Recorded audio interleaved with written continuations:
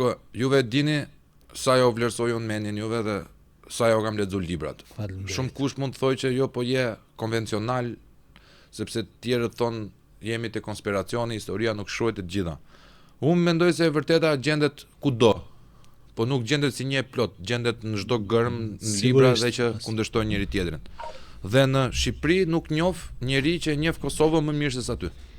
Faleminderit. Pakën përpiqem. Bën një lloj analize totalisht jo emocionale, se në analiza emocionale bëjnë të gjithë. Pra për të kapur pas luftës Kosovës, nuk ka shqiptar që nuk është pro asaj lufte dhe asaj betejë. I majti djathtë komunist, fashist, gjithë jemi kundër blok, kundër serbit. Madje komunistët dhe të majtet e ekstreme bëhen pro një kauze në momentin që shohin që fiton ajo kauzë. Po, kjo është saktë. Në momentin që shohin që fiton, dhe në momentin që nuk kanë siguri që fitoria është në krahun e Kosovës në asnjë konkret, ata janë përpjekë që kryeqyteti i Kosovës të jetë Beogradi.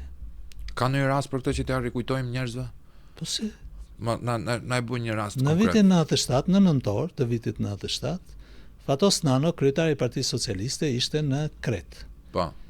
Me takoi Miloševićin në një takim rajonal. Me ndërmjetësinë e kryeministit grek. Në atë takim, nga burimet të brendshme, në këtë takim ishte edhe Pascal Milo, ministri i jashtëm. Por Pascal Milo nuk u pranu që të ishte në takim me Miloševićin. Ishin tet-a-tet vetëm Miloševići dhe Fatos Nano. Ishte njoftuar Albright për këtë takim. Po. Albright, sipas të dhënave dhe burimeve të informacionit, kishte porositur që takimi të jetë i shkurtër thjesht për të dhënë mesazhin që Shqipëria nuk është një vend që destabilizon rajonin. Dhe nuk është kundër dialogut me tje. Por takimi zgjatej 1 orë e gjysmë. Aq sa Albright ishte trondit, shpëndodh. Pse? Pra, u bën një takim i cili ishte prezumuar të ishte rreth 5-7 minuta. Ja 10 minuta. Sa për të dukur, sa kamarat ta jepnin edhe kaq. Dhe u zgjat 1 orë gjysmë. Dhe deklaratën që bëri Nano mbas atij takimi ishte: Kosova duhet të ketë kryeqytet Beogradin.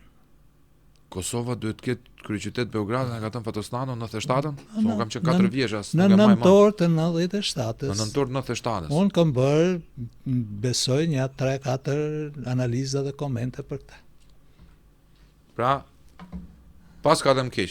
Edhe kur kemi ditur që kemi qenë keq, pas ka pas dhe më keq, është e tmerrshme. Ishin situata të tjera. Ai ishte në ndikimin jo të Serbisë, mendoj unë, siç është Dirama sot. Të Greqisë. Ai ishte në ndikimin e Greqisë. Greqia atëherë kishte një marrëdhënie shumë të ngushtë me Serbinë.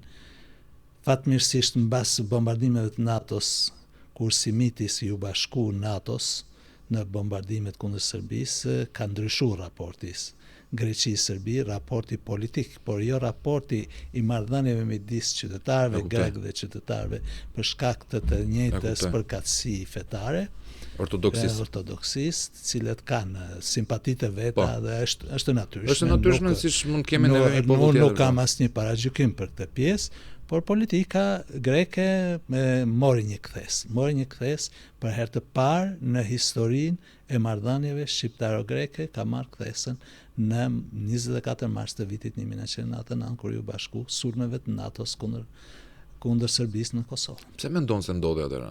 Kishte presion ndërkombëtar apo luti diçka tjetër, përfitoi diçka tjetër? Lëvizën gjërat përpara se të fillonin sulmet.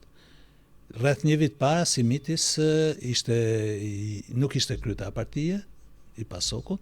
Ai u largu Papandreou dhe erdhi Simitis. Me sa duket, ishte paraparë që kjo do të ndodhte dhe Papandreou nuk do të merrte përgjegjësinë pse po i bashkohet një sulmi kundër Serbisë, dhe Simitisi u gjet si njeriu më i përshtatshëm për të bërë disa punë. Dhe kjo ishte puna kryesore. Siç u gjet edhe Pandeli Majko në Shqipëri për të bërë disa punë, sepse së pyeste njeri, thjesht i thonë normal, vetëm qeshte dhe duke qesh, duke firmos, duke i kry ato obligime çfarë i thonin, ishte shumë më lehtë se sa me fatosnanën apo me dikë. Kur e mendon për shembull Pandeli Majko, zoti Majko është bërë 28 vjeç. Po 29 vjeç. 29 vjeç. Është të mëshme. Kur e mendon. Dhe nuk ka pas shënuar për dorë akoma asnjë firmë. Unë mendoj për shkakun që sot më vjen një ofertë për ministër 33 vjeç e refuzoi për arsye të papërgjegjshmërisë.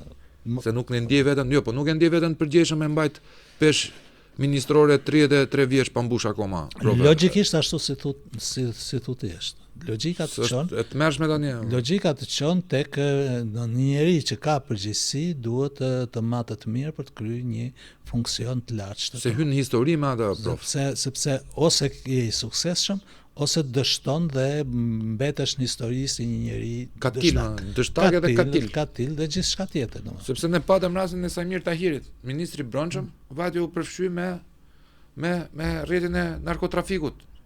Domethënë është të mërshme vëlla, domethënë nuk po them që ai djali e ka bërë. Nuk mendoj që Sajmiri për shkak të moshës u përfshi në atë. Ti mendon se Sajmiri ishte vendosur nga ata pikërisht për këtë punë? Sajmiri e vendosi Edi Rama në atë detyrë sepse e dinte që Sajmiri e kryen atë punë.